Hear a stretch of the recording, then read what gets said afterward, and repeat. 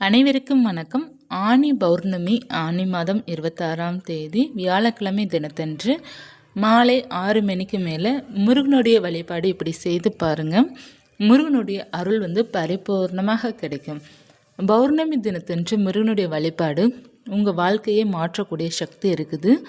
மற்றும் பணம் பெருகுவதற்காக நம்ம வழிபாடு செய்யும்போது பணம் பெருகும், தொழில் முன்னேற்றம் அடையும், நீங்கள் நினைத்தது நினைத்தபடியே நடக்கும். மிக சக்தி வாய்ந்த நாள் பௌர்ணமி தினம்.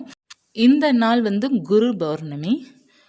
நீங்கள் யார் குருவாக நினைக்கிறீங்களோ, எந்த தெய்வம் உங்களுக்கு மிகவும் பிடிக்குமோ அவர்களை வழிபாடு செய்கின்ற உகந்த நாள் தான் ஆனி பௌர்ணமி.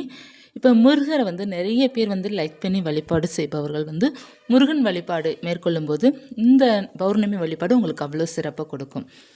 இப்போ உங்களுக்கு எந்த தெய்வம் மிக மிக பிடிக்குமோ அந்த தெய்வத்தை இந்த பௌர்ணமி தினத்தன்று நீங்கள் வழிபாடு செய்யணும். ஆனி பௌர்ணமி தினத்தன்று யாரை நீங்கள் குருவாக நினைக்கிறீங்களோ அவர்களை நினைத்து வழிபாடு செய்ய வேண்டிய முக்கியமான நாள் தான் இந்த ஆனி பௌர்ணமி. முருகர் பக்தர்கள் எல்லாருமே முருகனை இப்படி நினைத்து வழிபாடு செய்து பாருங்கள். எளிமையான வழிபாடு தான். அதாவது முருகனுக்கு ஒரு தீபத்தை நீங்கள் ஏற்றி வச்சுக்கோங்க.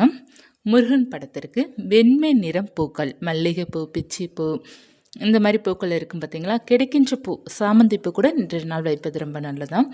கிடைக்கின்ற பூ சுவாமி முன்னாடி வைத்து அவங்களுடைய படத்திற்கு அலங்காரம் செய்துட்டு ஒரு தீபம் நீங்கள் ஏற்றி வச்சுக்கோங்க. ஏற்றி வைத்துட்டு ஒரு செம்பிலையோ அல்லது கண்ணாடி பவுல் எடுத்துக்கோங்க. அதன் முழுவதும் தண்ணீர் நிரப்பிக்கோங்க. முழுவதும் நிரப்பிட்டு அதில் கொஞ்சம் பன்னீர் விட்டுக்கோங்க.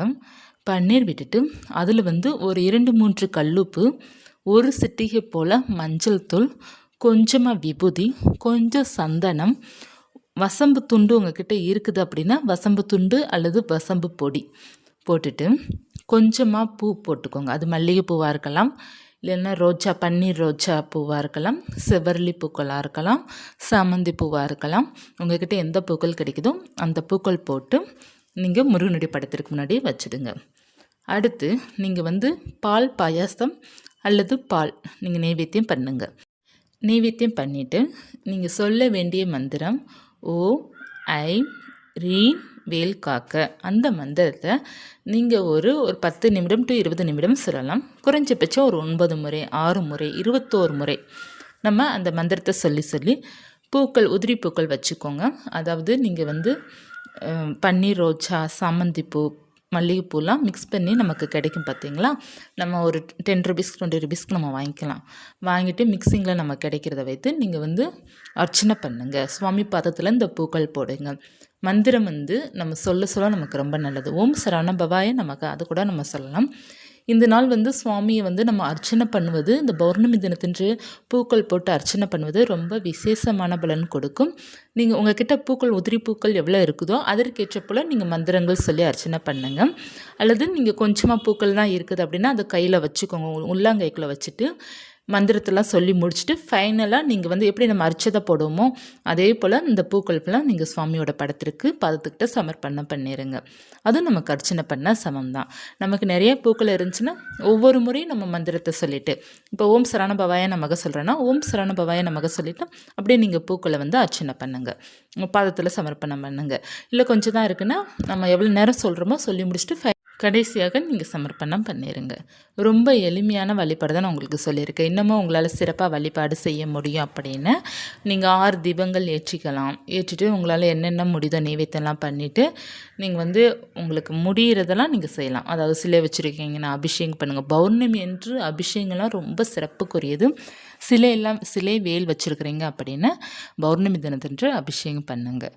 பால் அபிஷேகம், தயிர் அபிஷேகம், சந்தனம் அபிஷேகம், தேன் அபிஷேகம், அப்புறம் இளநீர் அபிஷேகம், அப்புறம் மஞ்சள் சொல்லிட்டேன், மஞ்சள் அபிஷேகம், இதெல்லாம் பண்ணுவது ரொம்ப நல்லது. விபூதி அபிஷேகம்லாம் ரொம்ப சிறப்புக்குரிய அபிஷேகம்.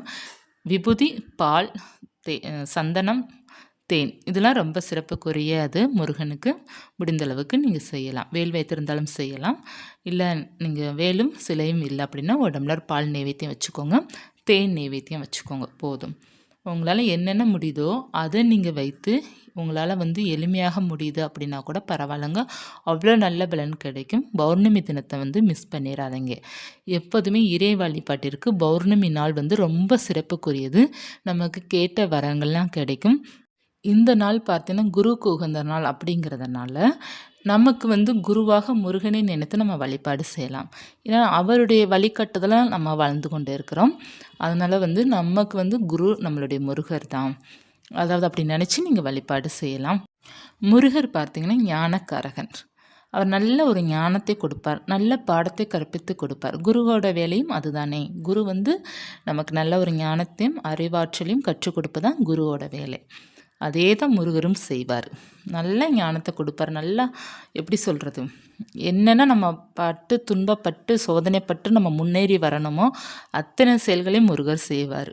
நமக்கு நல்லது மட்டும்தான் செய்வார். நம்ம நிறைய கற்றுக்கிறதுக்காக தான் அவர் செய்வார். சோதனைகள் கொடுத்தா கூட அதில் நம்ம ஏதாவது ஒரு விஷயங்கள் கற்றுக்கிறதுக்காக தான் அவர் பண்ணுவார். ஸோ நல்ல ஞானத்தையும் நல்ல அறிவாற்றலையும் கொடுக்க முருகப்பெருமான் தான். அதனால் வந்து யாருக்கெல்லாம் முருகன் பிடிக்குமோ இந்த நாளன்று முருகனை வழிபாடு செய்யுங்க.